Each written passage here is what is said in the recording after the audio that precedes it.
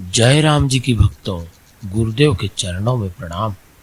आज हम आत्मा क्या है, परमात्मा क्या है, आत्मा और परमात्मा में क्या संबंध है, आत्मा परमात्मा का संबंध को प्रश्न उत्तर रूप में समझेंगे। प्रश्न एक, आत्मा क्या है? उत्तर, आत्मा शरीर में स्थित चेतन तत्व है जो शरीर को जीवित बनाता है। यह न जन्म लेती है न मरती है।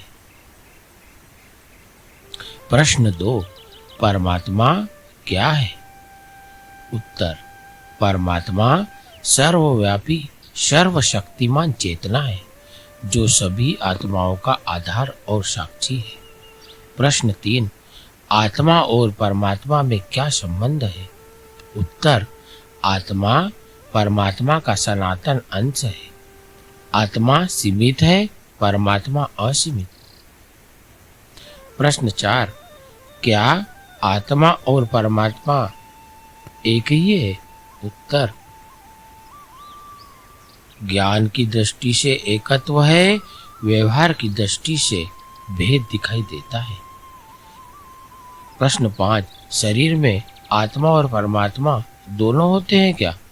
उत्तर, हाँ, आत्मा कर्ता भोक्ता है और परमात्मा साक्षी रूप में हृदय में स्थित है। प्रश्न 6, आत्मा बंधन में क्यों पड़ती है? उत्तर, अज्ञान और कर्मों के कारण आत्मा अपने वास्तविक स्वरूप को भूल जाती है। प्रश्न 7, मोक्ष क्या है? उत्तर, जब आत्मा अपने परमात्मा स्वरूप को पहचान लेती है उसी अवस्था को मोक्ष कहते हैं। प्रश्न 8, आत्मा परमात्मा को कैसे प्राप्त करती है? उत्तर, ज्ञान, भक्ति और योग के द्वारा आत्मा परमात्मा को प्राप्त करती है।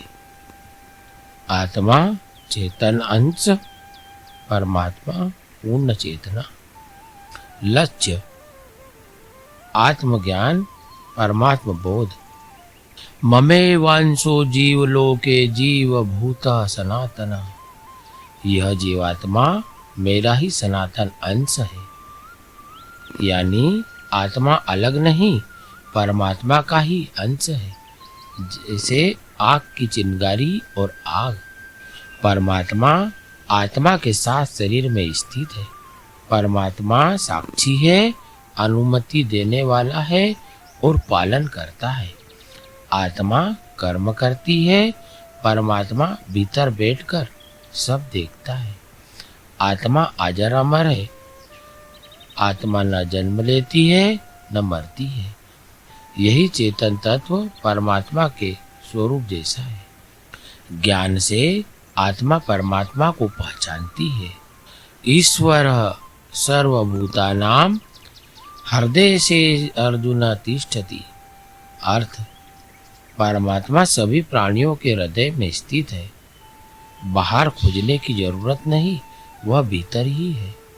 आत्मा परमात्मा का अंश है और शरीर जड़। परमात्मा साक्षी मार्गदर्शक।